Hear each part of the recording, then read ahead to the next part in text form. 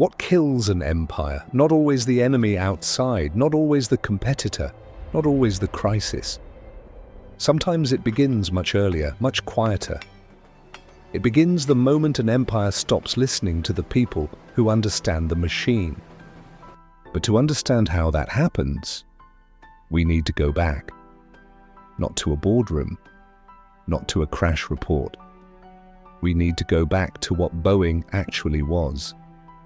Rome didn't conquer the ancient world only with armies.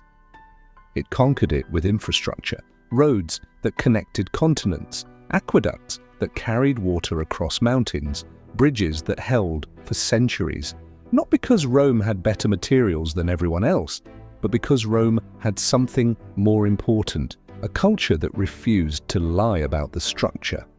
When a Roman engineer built a bridge, he understood something fundamental. The people crossing that bridge were trusting him with their lives. That trust was not abstract. It was the foundation of the empire itself, and Boeing understood the same thing. In the 20th century, a new kind of empire emerged, not built from marble and stone, built from aluminum, steel, and engineering precision. Boeing. The company that gave the world the 707, the aircraft that made mass air travel possible, the company that built the 747, the machine that democratized the sky. For decades, Boeing wasn't just an aircraft manufacturer. It was a symbol. Walk into any Boeing facility in the mid-20th century, and you would find something rare in the corporate world: engineers who had the final word. Not the finance department, not the schedule committee, not the shareholders, the engineers. If engineers believed the aircraft was not ready, their voice carried real weight. That was the culture, that was the religion, that was the foundation of the empire. There is a phrase that defined the old Boeing: if it ain't Boeing, I ain't going. It wasn't marketing, it was a belief system. Pilots said it, airlines believed it, passengers felt it the moment they stepped onto the aircraft. Boeing didn't sell aircraft, it sold the belief that the machine would hold, and for decades it did. But here is the question that this story is really about. What happens when an empire built on trust begins to measure something else? What happens when the engineers, the people who understand the machine, are no longer the final voice? To answer that, we need to understand one specific moment. One merger, one cultural shift. One pivot point, August 1st, 1997. August 1st, 1997. On paper, it was a victory. Boeing, the engineering empire, officially merged with McDonnell Douglas. The deal was valued at $16.3 billion. On paper, Boeing absorbed McDonnell Douglas. It became the largest aerospace company in the world, larger than its only remaining rival, Airbus. On paper, it looked like strength, but inside the culture, something more complicated happened. McDonnell Douglas was not a villain in this story, it was simply a different kind of company. Where Boeing had been shaped by engineers, McDonnell Douglas had been shaped by financial pressure.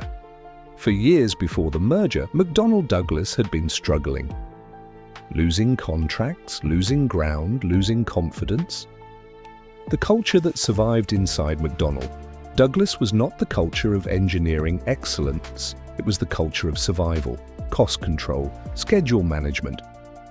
Doing more with less. These were not evil ideas in a struggling company, they were necessary ideas. But when that culture entered Boeing, it didn't stay in one corner, it began to move through the system, and it had a face. Harry Stonecipher. He came from McDonnell Douglas. He became president and COO of the merged Boeing. He was not a villain, he was not incompetent, he was not trying to destroy the company. He simply believed in a different machine. Stonecipher later described the intent this way: Boeing needed to be run like a business, not like a great engineering firm. Read that sentence again. Not like a great engineering firm. For the people inside Boeing who had spent their careers believing that engineering excellence was the business, that sentence was a quiet earthquake. But here is the psychological trap. It didn't feel like a catastrophe, it felt like maturity.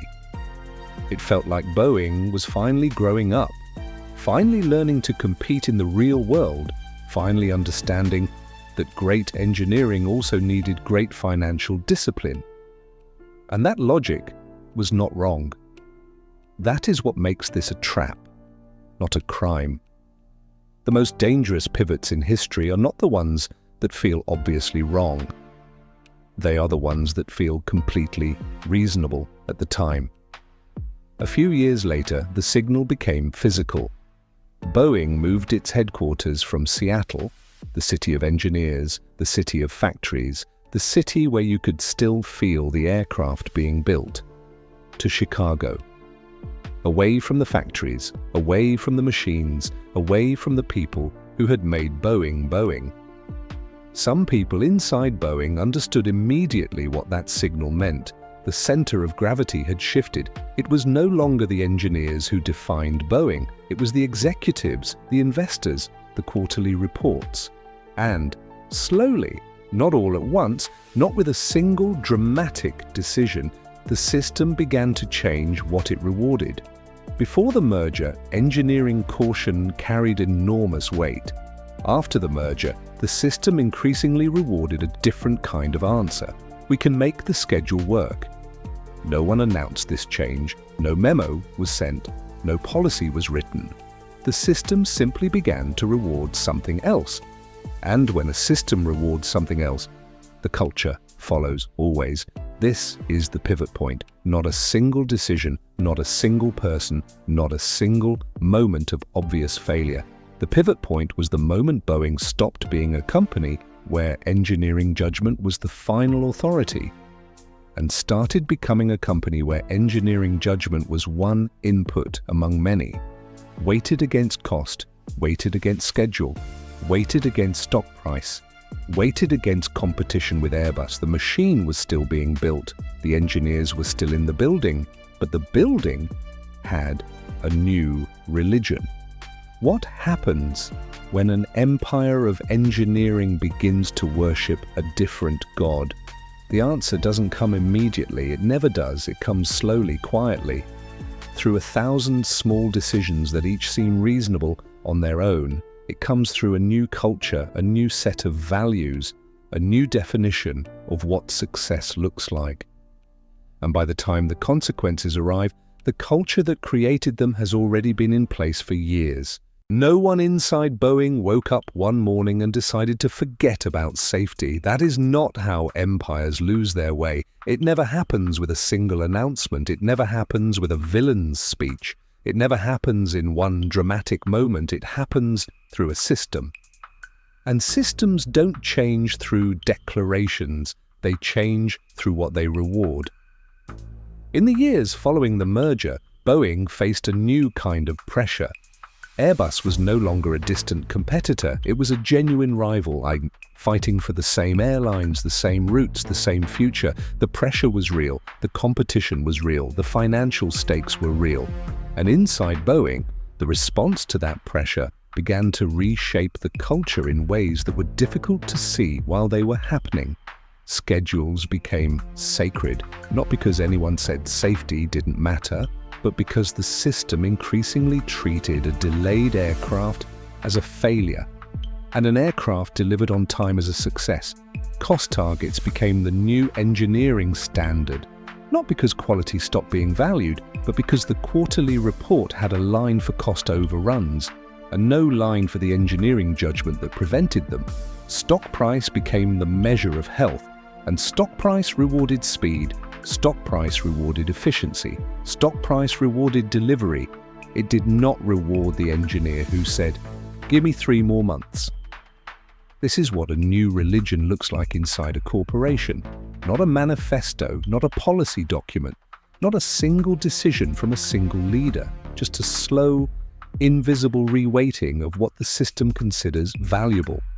And here is the most important thing about how this works. The people inside the system, don't feel like they are abandoning their values. They feel like they are being pragmatic. They feel like they are being responsible. They feel like they are doing what the situation requires. That is the trap, not malice, not negligence, not stupidity. The trap is the slow replacement of one set of values with another, so gradual, so reasonable at every step, that no one inside the system can point to the exact moment it happened. No one had to say, forget safety, the system only had to reward something else. And Boeing was not the first engineering empire to face this trap. 11 years before the Boeing-McDonnell-Douglas merger, another organization faced the same psychological moment: NASA, the Space Shuttle Challenger. There too the engineers spoke. There too the system listened. And there too the final voice belonged to someone else. What happened that night, and what it reveals about the mechanism that was already moving through Boeing, that is where we go next. The night before the Challenger launch, the engineers did not whisper. They did not guess. They did not hint. They warned. It was January 27th, 1986. The evening before the scheduled launch of Space Shuttle Challenger. Engineers at Morton Thiokol, the company that built the solid rocket boosters, were on a conference call with NASA managers. The temperature at Cape Canaveral was forecast to drop below freezing overnight, and the engineers knew something that the schedule did not account for. The O-rings, the rubber seals that held the rocket boosters together, had not been proven safe for launch conditions that cold. They had data, they had charts, they had years of technical knowledge about exactly how those seals behaved under stress, under pressure, in cold conditions, and they said it clearly: do not launch. What happened next is not a story about incompetence. It is not a story about people who didn't care. It is a story about a system that had learned to hear engineering judgment, and then learned how to move past it. NASA managers pushed back. The pressure was real. The launch had already been delayed. The public was watching. The schedule demanded it. And in that moment, the burden of proof shifted. The engineers were no longer being asked to confirm that the launch was safe. They were being asked to prove that it was unsafe. In practice, that reversal changed everything, because absence of certainty is not the same as absence of danger, and the engineers knew the difference. But the system had already moved to a different frequency. A manager at Morton Thiokol, under pressure, in a room full of people who wanted to launch, made a decision. He told the engineers to take off their engineering hats and put on their management hats. Read that sentence again. Take off your engineering hats, put on your management hats. In that single instruction, the final voice had been transferred, not to the people who understood the machine, to the people who managed the schedule. The next morning, Challenger launched. 73 seconds later, it was gone. The Rogers Commission investigated what happened. Its findings were direct. The decision to launch was flawed. Those who made the launch decision were not fully aware of the history of concerns about the O-rings. They did not give sufficient weight to the original recommendation from Morton Thiokol engineers not to launch below 53 degrees Fahrenheit, and they proceeded, despite the ongoing objections of those engineers, after management changed its position. The engineers did not stay silent. They spoke.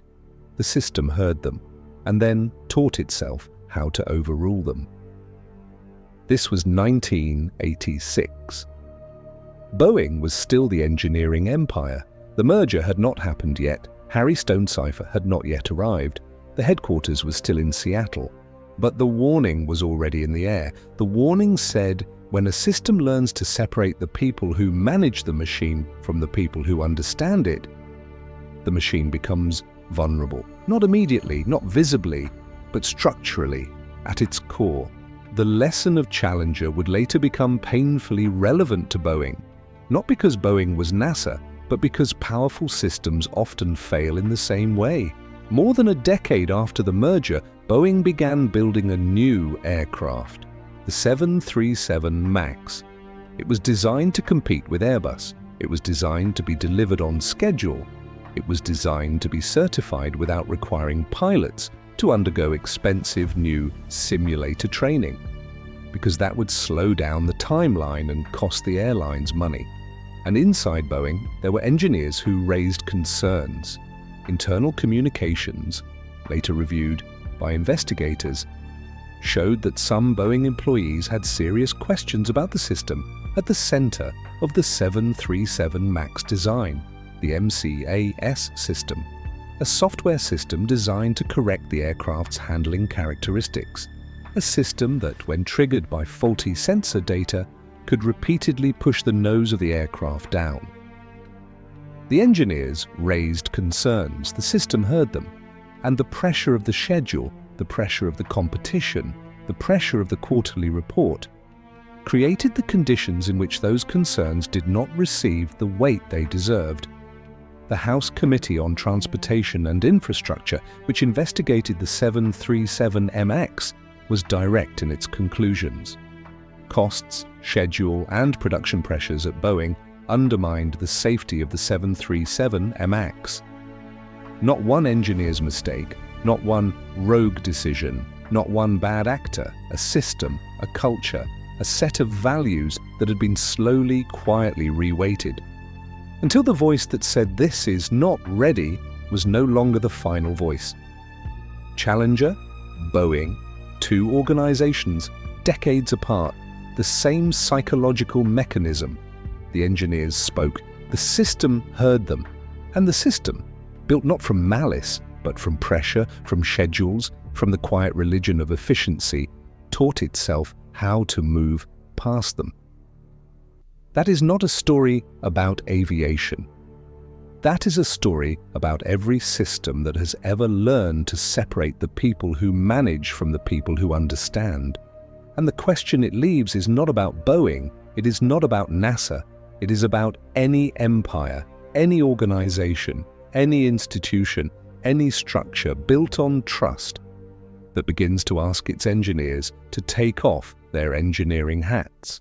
On October 29, 2018, Lion Air Flight 610 departed Jakarta. 12 minutes after takeoff, the aircraft went into a dive it could not recover from. 189 people did not come home. On March 10, 2019, Ethiopian Airlines Flight 302 departed Addis Ababa. 6 minutes after takeoff, the same pattern. 157 people did not come home. 346 people, 2 crashes, 5 months apart. The same aircraft, the same system, the same failure. We are not going to dwell here on the details of those flights, not because they don't matter, they matter completely, but because this video is not a crash documentary. It is a documentary about what created the conditions for those crashes. And the most important thing to understand about those conditions is this: they were not hidden. They were not invisible. They were not unforeseeable. They were the product of a culture that had been building for more than 2 decades. The House Committee on Transportation and Infrastructure spent 18 months investigating the 737 MAX. Its final report was direct. Costs, schedule, and production pressures at Boeing undermined the safety of the 737 MAX. Not a rogue engineer, not a single bad decision, not one moment of obvious negligence, a system, a culture, a set of priorities that had been slowly, quietly reweighted over years until the people who raised concerns were no longer the final voice. The FAA, the Federal Aviation Administration, the regulator that for decades had delegated major parts of the certification process to Boeing, made a decision Boeing could not control. On March 13, 2019, the FAA grounded Boeing 737 MAX aircraft operated by US airlines or flying in US territory. Not Boeing, the FAA. Around the world, regulators had begun saying what Boeing could no longer say for itself: we are not certain this machine should fly. That moment was not just a regulatory action, it was the public collapse of something Boeing had spent more than half a century building. Not the aircraft, the belief that the aircraft would hold. Think about what that means. For decades, when a passenger stepped onto a Boeing aircraft, they were not thinking about the FAA. They were not thinking about certification processes. They were not thinking about software systems or management philosophy. They were simply trusting the name on the aircraft, trusting the engineering behind it, trusting the culture that built it. That trust was Boeing's most valuable asset, more valuable than any single aircraft, more valuable than any quarterly report, more valuable than any stock price. And it had taken decades to build. It did not collapse in one crash. It collapsed in the slow revelation of what had been happening inside the system for years. The internal communications reviewed by investigators showed employees writing, in messages to each other, about the quality of the aircraft they were building. One message described the 737 MAX as designed by clowns who in turn are supervised by monkeys. That message was written by a Boeing employee about a Boeing aircraft, years before the crashes. It was a message from inside the system, and that is what made it so disturbing. Not the words themselves, but what they revealed about the distance between what the system was producing and what the people inside it actually believed about it. That is the true cost. Not only the regulatory grounding, not only the legal settlements, not only the financial losses, the true cost was the answer to a question every passenger eventually asked, can I still trust this? And for the first time in Boeing's history, the honest answer was not automatic. Boeing's market value fell sharply in the weeks after the second crash. The 737 MAX remained grounded in the United States for 20 months, one of the longest and most consequential groundings in modern commercial aviation. Boeing set aside more than $20 billion to cover costs related to the crisis. Executives testified before Congress, criminal investigations were opened, leadership changed. But the number that mattered most was not in any financial report. It was the number of times an airline, a pilot, a passenger paused and asked a question they had never needed to ask before. Is this Boeing aircraft safe?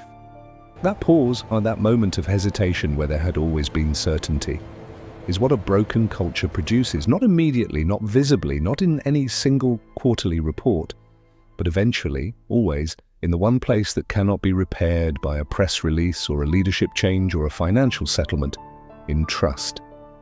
The machine failed in the sky, but the trust had been weakening for years. We began this story with Rome, not because Rome and Boeing are the same story, but because they share the same foundational truth.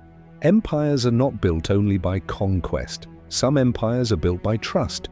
Rome understood something that every engineering civilization eventually has to learn or forget. A structure is only as strong as the culture that refuses to lie about it. Rome's roads, bridges, and aqueducts were not just construction projects, they were public promises. A road was a promise that the empire could connect what it claimed to control. A bridge was a promise that people could cross safely because someone had understood the weight. An aqueduct was a promise that the system behind the stone would keep working long after the builders were gone. Not every Roman structure was perfect. Not every decision was noble. Not every builder was wise. But Rome understood the political power of infrastructure. It understood that when people trust the structure, they begin to trust the system. And when that trust weakens, the empire does not always collapse from the outside. Sometimes it begins to crack inside the very things that once made people believe it would last. Boeing understood this too. For most of its history, Boeing built that same invisible foundation into its aircraft. The aircraft was not just metal. It was a promise made by engineers, a promise carried by pilots, a promise accepted by passengers who stepped onto the aircraft and never thought twice. Inside the old Boeing, the engineer was not separate from the machine. His judgment carried weight. His voice, the voice of the person who understood the machine, was the voice the system was built to respect.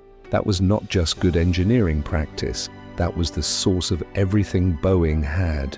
The trust of the airlines, the trust of the pilots, the trust of the passenger who walked down the jet bridge and simply assumed the machine would hold. And then, slowly, through a merger, through a cultural shift, through a new religion of metrics and schedules, the engineer's voice became one input among many, weighted against cost, weighted against schedule, weighted against stock price, weighted against competition, not silenced in one dramatic moment, not ignored with open malice, not pushed aside by a single villain, simply reweighted, until the system no longer treated engineering judgment as the final authority, until the people who understood the machine were no longer the final voice. The lesson of Boeing is not only about aviation. It is not only about mergers. It is not only about software systems, regulatory failures, or corporate governance. Those are the symptoms.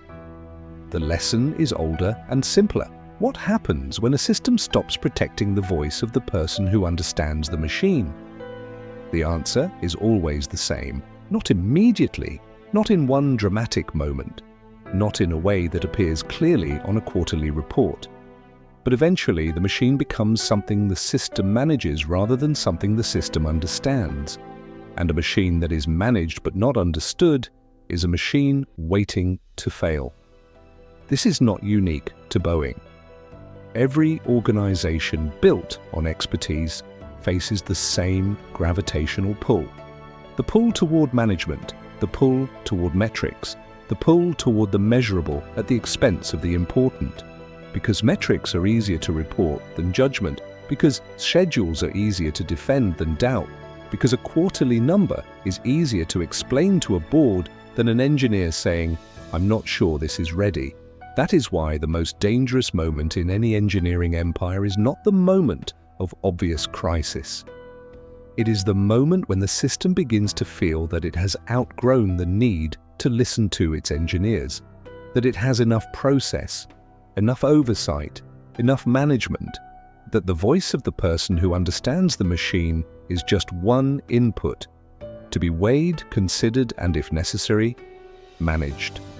That is the moment the foundation begins to crack, not visibly, not immediately, but structurally, at its core. Rome understood that infrastructure is trust made visible. Boeing forgot that aircraft are trust made airborne. And the cost of forgetting was not only financial, it was not only reputational. It was measured in the trust of every person who ever stepped onto an aircraft and simply assumed they would land. So we return to the question we asked at the beginning. What kills an empire? Not always the enemy outside, not always the competitor, not always the crisis. Sometimes it begins much earlier, much quieter. The moment the empire stops listening to the people who understand the machine, and when engineers are no longer the final voice, the first thing that collapses is not the machine, it is trust.